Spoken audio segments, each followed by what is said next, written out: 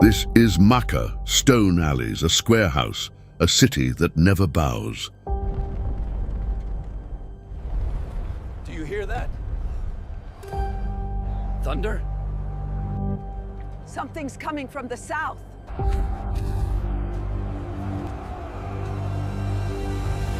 Not thunder, not rain, not a caravan, an army.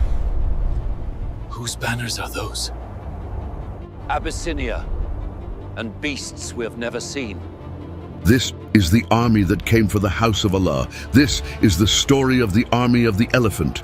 This is Surah Al-Fil.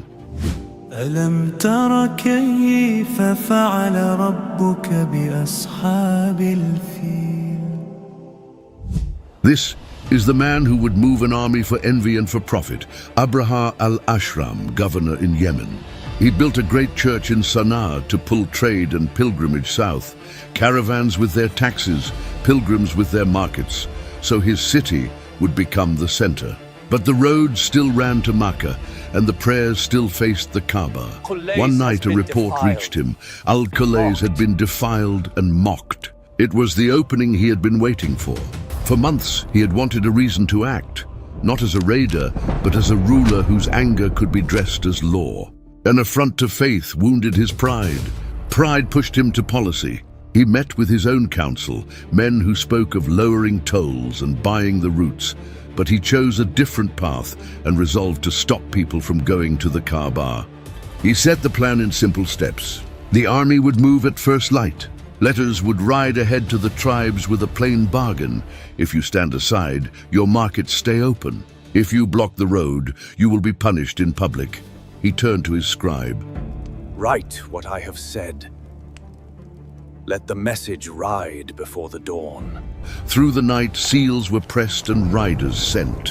What began as an insult became a decision, and that decision began a journey north, toward Makkah and the house that would not bow to him. The decree left Sana'a on horseback while the seals were still warm. By the time the courtyards emptied, couriers were already riding north. Letters rode ahead of the army and were read at way stations and wells. Submit and your markets remain open. Defy and the answer will be given in public. It is best we do not involve ourselves. Trade must not be endangered. We will not fight the army of the south. Let the Kaaba be. Most elders weighed profit and stood aside.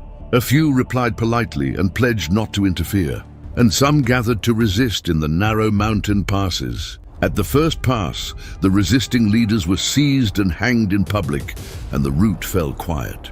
Hostages were taken from the leading families to guarantee safe passage through the next settlements.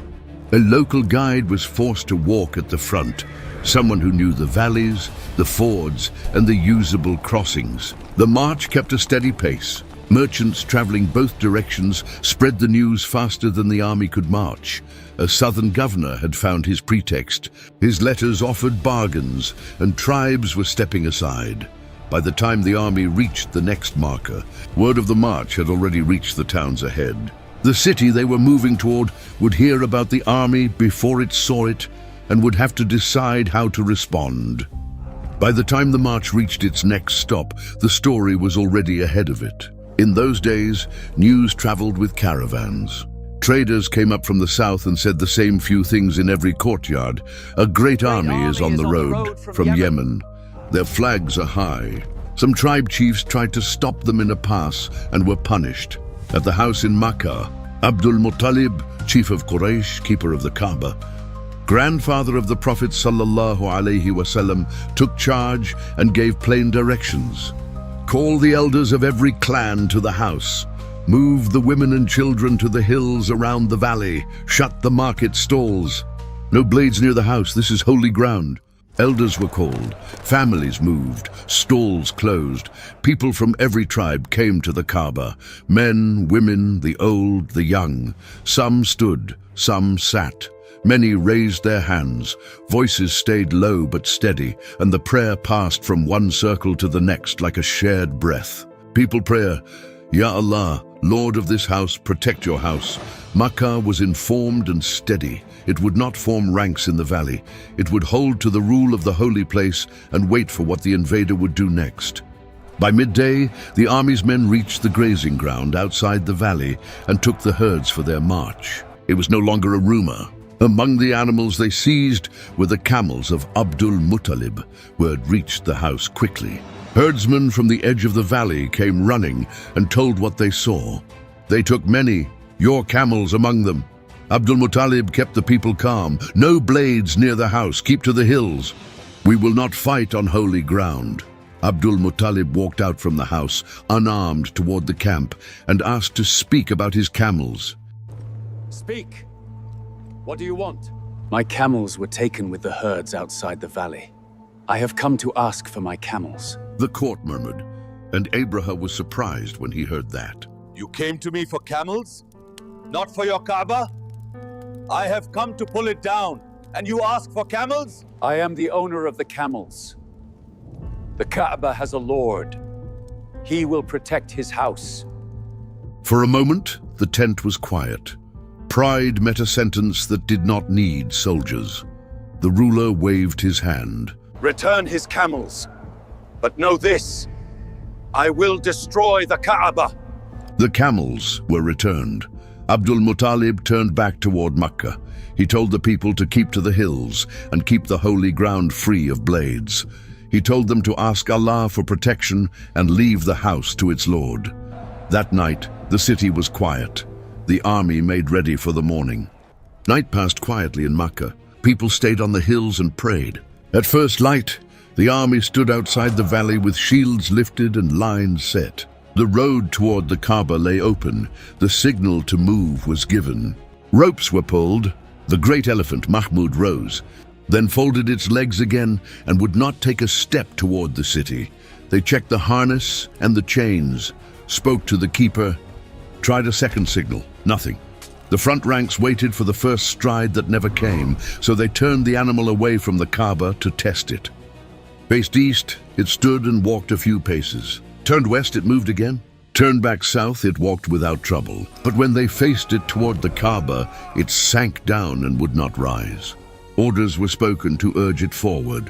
Whips were raised and lowered. The keeper showed them the same thing again, so there would be no doubt.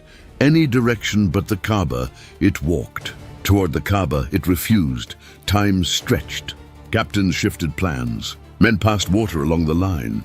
The city watched from the slopes and from the courtyard of the house, unarmed, holding to the rule of the holy ground, while the army that had crossed deserts could not make its first step inside the valley. In our own day, we know this moment. Everything prepared, every order clear, and yet one small piece will not move. Power learns its limits when the world says no. They readied one more attempt. Before it could begin, Allah changed the morning. This is Allah's command. This is how He guards His house. Small birds came over the valley, first a few, then more, then full flocks. They flew in rows above the troops, steady and low. Each carried 3 small stones of baked clay, one in the beak, one in each claw. When they passed over the ranks, they let the stones fall. Look, the birds being, what are they carrying? Stones! They're dropping stones! Where a stone struck, a shield rang. Where it touched skin, heat and pain rose. The birds crossed again and more stones fell. The straight line that faced the road to the Kaaba began to bend. Gaps opened where men had stood, shoulder to shoulder. Leaders called to close the line. Men looked up, then lowered their heads. Some raised shields, others covered their faces with cloth. Marks rose on skin. Strength left arms. Those who tried to stand firm sank to a knee and could not rise at once. Keep your hands raised. The Lord of this house will guard it. No sword came from Makkah, no spear from the hills. The people stayed in prayer and kept the holy ground free of blades. Allah sent help no tribe could stop. The birds passed once more and loosed what they carried. The front could no longer hold as a single front. Voices for order grew faint. Men shifted back from the places where the stones were falling. This is how Allah dealt with the people of the elephant, by small stones on small wings. By the time the birds wheeled away, the field did not look as it had at dawn. When the stones stopped, the line was gone. Many fell where they stood. Those who turned south fell on the road. There was no pursuit from Makkah, no blades from the hills. Not by swords, not by spears. By Allah's command, reports from that day say most died there. The rest died on the way back. Some dropped at the first rise beyond the valley. Some reached the next well and could not drink. Few went farther and none returned whole. As for Abraha, the harm did not leave him. Witnesses said sores spread where the stones had struck. His body weakened piece by piece. Fingers failed, flesh came away, and the man who had set out in pride had to be carried. At each stop his strength was less than before. He gave short orders, then none.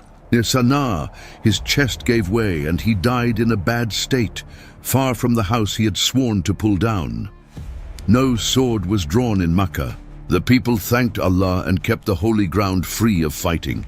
The Kaaba remained, guarded by its Lord. When the valley settled and the smoke of fear was gone, people came down from the hills. Stalls were opened. Water was shared. Thanks were given at the Kaaba.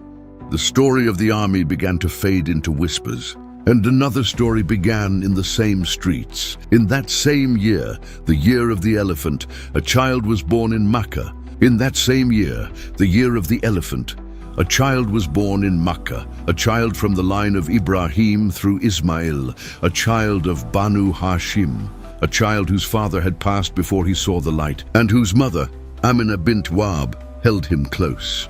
The news reached his grandfather, Abdul-Muttalib, keeper of the Kaaba. He came to see the newborn and chose a name.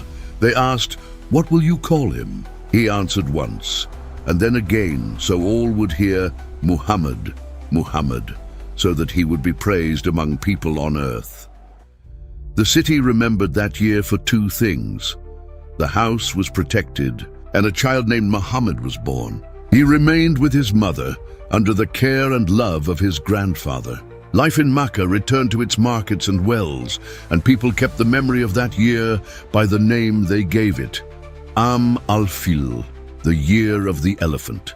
According to some narrations, for a number of years after that event, 7 in some reports, 10 in others, many among Quraysh spoke Allah's name alone.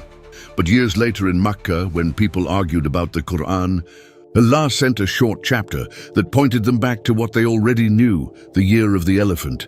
This is the reminder. Bismillahir-Rahmanir-Rahim. Alam tara kayfa fa'ala rabbuka bi ashabil fil. Alam yaj'al kaydahum fi tadlil. وأرسل عليهم طيرا أبابيل ترميهم بحجارة من سجيل فجعلهم كعصف مأكول. This is not story against story. This is a reminder against pride. The house has a Lord, and he guards his house. You heard the surah. Now take its lessons. The valley of that story is far from us, but its path reaches our street.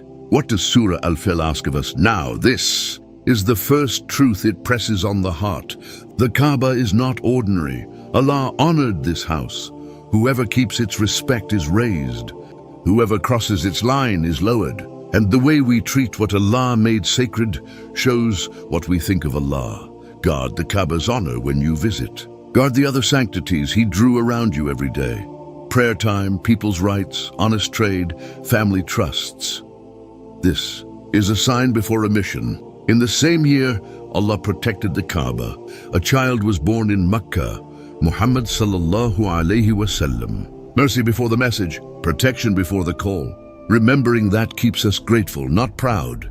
This is power without props. Allah is not in need of means. He broke pride with small birds and small stones. If birds were enough, what of angels? What He wills stands. What He does not will does not stand. So do not worship your plan. Plan, yes, but bow the heart to the one who turns plans. And if you carry only one line from this story into your day, Carry the line of the grandfather of Prophet Muhammad sallallahu alaihi wasallam in the tent, straight, balanced, complete. I am the owner of the camels. The Kaaba has a Lord. Say it before a meeting, before an exam, before you answer in anger. Do what is yours and trust Allah with the rest.